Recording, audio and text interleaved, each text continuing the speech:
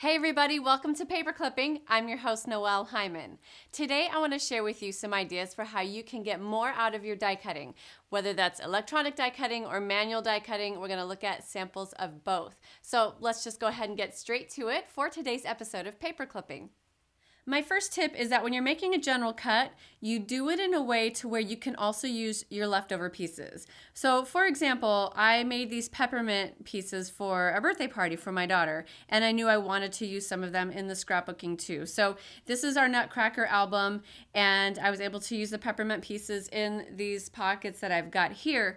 But when I made those, I made some extras so that I could get a couple full sheets like this. So I actually cut out a few more than I needed just so that I could have a leftover piece that's usable. So now I can use this either as a stencil or as part of a scrapbooking page. So I have two of these, and one I'm planning to keep probably as a stencil, and then the other one I've already used to make a scrapbook page. So when I put this page together, the green here, which you see the most of, is my background page. I'll flip to the other side so you can see that's the background. It's green on the opposite side, so it's showing through.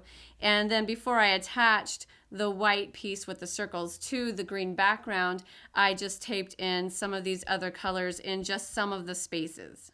Another example of this is with these hearts. So I wanted hearts in different patterns, and again I wanted to leave the leftover paper usable. So I wanted these 3 hearts in this green paper, and I placed them in a way to where I could use the paper again. And so here's a multi-page layout. This is 3 different pages, and it starts like this, and then you flip it over, and here is where those hearts were originally. That left 2, and that left me being able to use that paper for something else. And I've got another example of a layout where, once again, it's that same paper. I put my 3rd heart on this other sheet, and I kept it up here in the corner so I could still do something with the main part of it here, have a heart in it, but still be able to use the rest of the paper. I've been working with my electronic die cutter, my Cameo, so now I'm going to share some things with my manual die cutter, and obviously it all works the same way. This is a piece of grunge board that was left over. I made some hearts, and so I want to be able to do something with this, and I made sure, obviously I was trying to save space, but I thought it would be fun to cut it out into a shape, a cluster that I could use again. And so one way that I could use this would be to lay it out on a page like this, where here's my focal point photo, and then I could have this grouping here, and I would want to paint it or do something fun with some colors, and then I could take more scraps of patterned paper and line them up like this, and I would cut these off, and now I've got a basic foundation for a layout, and then we could add embellishments and journaling and a title on top of that. But we're going to do something else with this before we use it as a part of a layout, which I'm actually not planning to do right now, but will in the future. I'm going to use this as a stencil.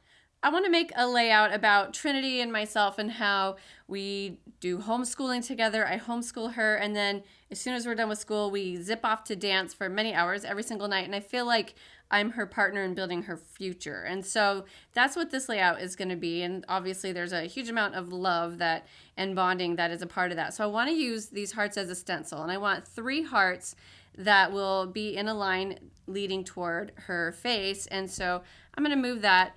And I've got this great embossing pen by Ranger. I don't know if you've ever seen this before.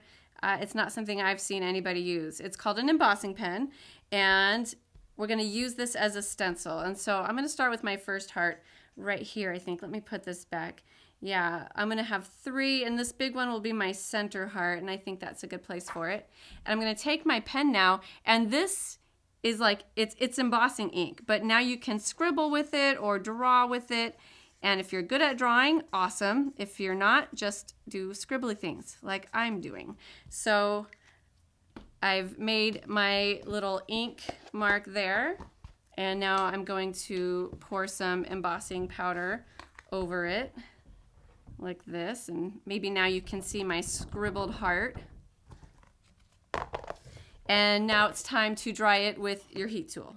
Just to show you where I'm going with this, I've got my 3 hearts that are embossed now, and we're going to use them as a resist.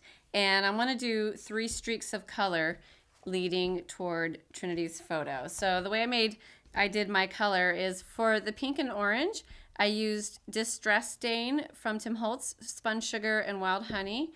And I've got a little bit of water here in this little mini mister by Ranger. So I'm going to take some pink and just start making a narrow streak like this, and I want to get a little bit wet so I can blend some of that orange or the wild honey into it a little bit. And I don't work too hard on this. So they're not blending totally, but they kind of are. And I'll just spray a little bit more. Blend it quite a bit there, and then heat it with my heating tool. I did the same thing with this tumbled glass distress stain, and I want to add a second shade to that, something very similar to this blue, but just slightly different because it just adds more interest and more depth, and I don't have a distress stain that I particularly want to use with this, so I'm going to go ahead and use a distress ink.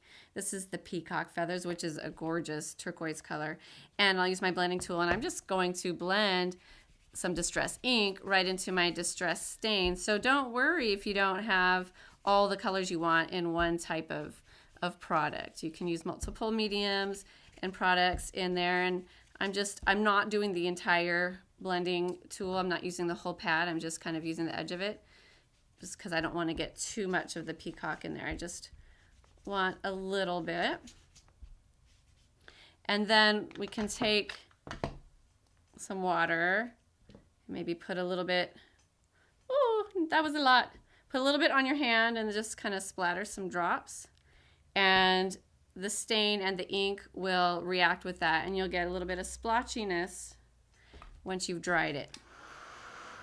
This is what it looks like when you've put some water on. You get reactions with water. It wicks out a little bit and changes a bit. In my hurry to do this on video, I got a big giant drop there, and I don't particularly love this one as much as my original, so that's the one I'm going to use. But I do believe in trying things and practicing, and when you run into something where maybe it's a little messier than what you wanted, you can cut it apart. And so here's where I had practiced ahead of time, and it was actually pretty ugly my first few tries. But I love these results that I got from it once I cut away or punched away some of the good stuff. Even that was the ugliest part on a whole piece of paper, but there on an individual heart, I think looks really cool. So when you're doing this kind of stuff and you may not like your original results, don't throw it away. You can use it. You can hand cut it like I've done with these, or you can punch them out with your punches or your die cuts. So, and get lots of really pretty embellishments. I love these, but I really did not like the paper that they were on. So I'll be punching out some of these too. And I want to show you also, here's where I originally practiced. I love the way that the pink and the orange blended on this, but I wanted more pink for my layout. But I've got these, and I've used a stencil for this one. So we're going to get sidetracked just a little bit away from die cuts because we've used this embossing pen. I want to show you some more ways that you can use the embossing pen. These are stencils. This is a Dilutions stencil. And so I just took that and I just filled in some of those holes with my embossing pen. I made swirls in some of these holes, and that's how I've got these swirls. You could use the scribble effect, you can make swirls, but it's a really great way to get a hand drawn effect from embossing. You may have noticed that this white piece of paper that I've been working on is not 12 by 12. I had it cropped smaller because I wanted to back it to some kind of pattern. So this is the pattern I chose. This is the B-side of a Dear Lizzie piece, and what I like about hers is on the B-side, the labels don't actually have a label, and so you can use them. So instead of cropping off the label down here, I've cropped off the top up here to make it a 12 by 12, and I kept this pattern down here, which I think is really cute. And then I have this fabric that came from an old favorite skirt of mine that was no longer wearable, and I've put some glue dots on the end of it, and I'm just going to stretch it from the end of the layout to from the side of the layout to the photo. I think that, and that way I can then pleat it. And I've put some glue dots on the ends of it. And now I want to actually pleat it. So I think the glue dots will work. I'm actually doing what they say not to do, and I'm picking it up with my finger. But I want to take some of it, and maybe I'll start pleating it here toward the middle. Let's put a glue dot down, and then grab another glue dot. And just kind of fold it in like a pleat there. It's going to take a few different glue dots, you know, and a few different folds to do that. So I'll go ahead and finish that up now. Now I've got my pleated fabric and everything is, the hearts in the fabric are leading the eye over to Trinity. I'm going to move her for a minute. I want to add a little bit more visual interest here, and I'm going with a tree to symbolize growth, since that's what this layout is about, working toward something in the future and growing. And then I am going to add two little females here for mother and daughter. One thing I want to mention about this tree sticker is this is from Amy Tangerine from the Yes Please line, and they have a sort of translucent quality to them, so they're similar in look to vellum, or they're kind of watercolor-ish looking, and so they're great for layering on top of these mixed media type things, because they are translucent and they look like they kind of blend right in. They fit really nicely with the whole look of that. So the last things I need to do are add my journaling and my title, and I'm going to wait on my title a little bit till I get a start on my journaling so I can see how I can fit it in. Maybe some of the wording in my journaling will be the title. So that's just going to come down this way. And that's the end of this layout. Hopefully today's episode gave you some ideas for how you can get a lot more out of your electronic die cuts, your manual die cuts, and also your stencils. Thank you for joining me today. Until next time, have fun paper clipping.